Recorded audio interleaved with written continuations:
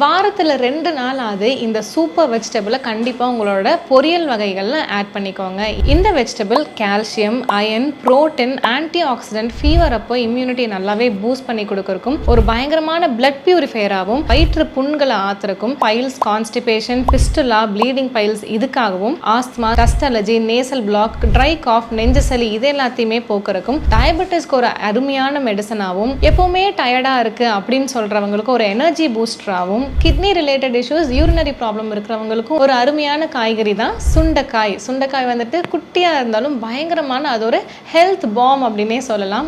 நோய் தீர்க்கும் காயாக வந்துட்டு சுண்டைக்காய் இவ்வளோ நன்மைகளை கொண்டது. மாசத்துக்கு 4 நாள் அப்படின்னா வாரத்துக்கு 2 நாள் அது இந்த சுண்டைக்காய் வந்துட்டு கம்மங்கூழ் குடிக்கும்போது சுண்டை வற்றலாவும் எடுக்கலாம். மோரில் வந்துட்டு சுண்டை வற்றல் சூர்ணம்னு நீங்கள் வந்துட்டு நாட்டு மருந்து கடையில் கேட்டிங்கன்னா கொடுப்பாங்க. அது ஒரு ஸ்பூன் போட்டு கூட நீங்கள் டெய்லி கொடுக்கலாம். ஸோ இந்த அருமையான காய்கறியை உங்களோட உணவில் ஆட் பண்ணுறதுக்கு மறந்துடாதீங்க.